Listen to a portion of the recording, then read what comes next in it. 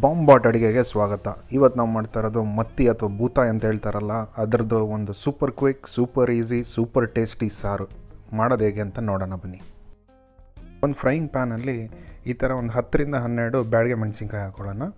ಅದ್ರ ಜೊತೆಲೇ 2 ಗಿಡ್ಡ ಮೆಣಸಿನ್ಕಾಯಿ ಅಥವಾ ಗುಂಡು ಮೆಣಸಿನ್ಕಾಯಿ ಅಂತಾರಲ್ಲ ಅದು ಹಾಕೊಳ್ಳೋಣ. ಮನೇಲಿ ಅದು ಇರಲಿಲ್ಲ ಅಂದರೆ ನೀವು ಗುಂಟೂರು ಮೆಣಸಿನ್ಕಾಯಿಯು 2 ಹಾಕ್ಕೋಬೋದು. ಇದನ್ನು ಇದೇ ಥರ ಒಂದು 3ರಿಂದ 4 ನಿಮಿಷ ಚೆನ್ನಾಗಿ ಫ್ರೈ ಆದಮೇಲೆ ಇದನ್ನು ಸೈಡಲ್ಲಿ ಪ್ಲೇಟ್ ಮೇಲೆ ಎತ್ತಿಟ್ಕೊಂಬಿಡೋಣ. ಇವಾಗ ಅದೇ ಪ್ಯಾನಿಗೆ ಅರ್ಧ ಟೀ ಸ್ಪೂನಷ್ಟು ಕಾಳು ಮೆಣಸು ಹಾಕ್ಕೊಳ್ಳೋಣ, 1.5 ಟೀ ಸ್ಪೂನು ಧನಿಯಾ, 1/4 ಟೀ ಸ್ಪೂನಷ್ಟು ಮೆಂತ್ಯ, ಅರ್ಧ ಟೀ ಸ್ಪೂನಷ್ಟು ಜೀರಿಗೆ. ಇದನ್ನು ಇದೇ ಥರ ಲೋ ಫ್ಲೇಮಲ್ಲಿ 2ರಿಂದ 3 ನಿಮಿಷ ಚೆನ್ನಾಗಿ ಫ್ರೈ ಮಾಡ್ಕೊಳ್ಳೋಣ. ಒಳ್ಳೆ ಘಮ ಘಮ ಅಂತ ಪರಿಮಳ ಬರೋವರೆಗೂ ಇದನ್ನು ಚೆನ್ನಾಗಿ ಫ್ರೈ ಮಾಡ್ಕೊಳ್ಳೋಣ.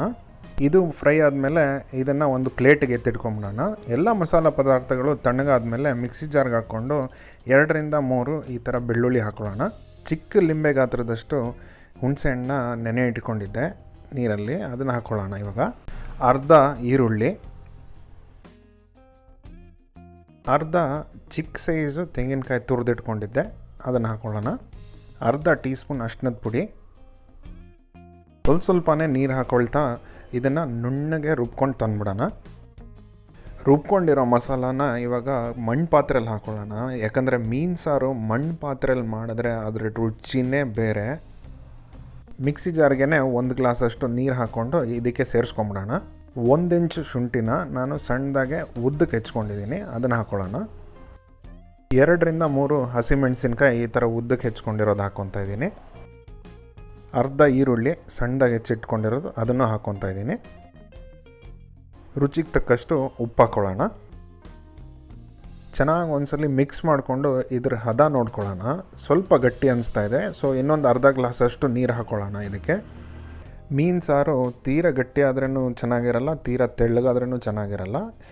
ನೀವು ನೋಡಿಕೊಂಡು ನೀರು ಹಾಕ್ಕೋಬೋದು. ಆಮೇಲೆ ಚೆನ್ನಾಗಿ ಒಂದ್ಸಲಿ ಮಿಕ್ಸ್ ಮಾಡಿಕೊಂಡು ಇದನ್ನು ಮುಚ್ಚಳ ಹಾಕಿ 1 ಕುದಿ ಬರೋವರೆಗೂ ಬಿಟ್ಬಿಡೋಣ. ಮೀಡಿಯಮ್ ಫ್ಲೇಮಲ್ಲೇ ಇರಲಿ.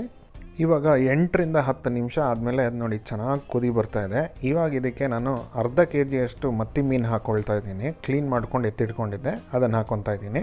ಮತ್ತಿ ಮೀನು ಚಿಕ್ಕದಾಗಿರೋದ್ರಿಂದ ಇದನ್ನು 3ರಿಂದ 4 ನಿಮಿಷ ಬೇಯಿಸಿದ್ರೆ ಸಾಕು.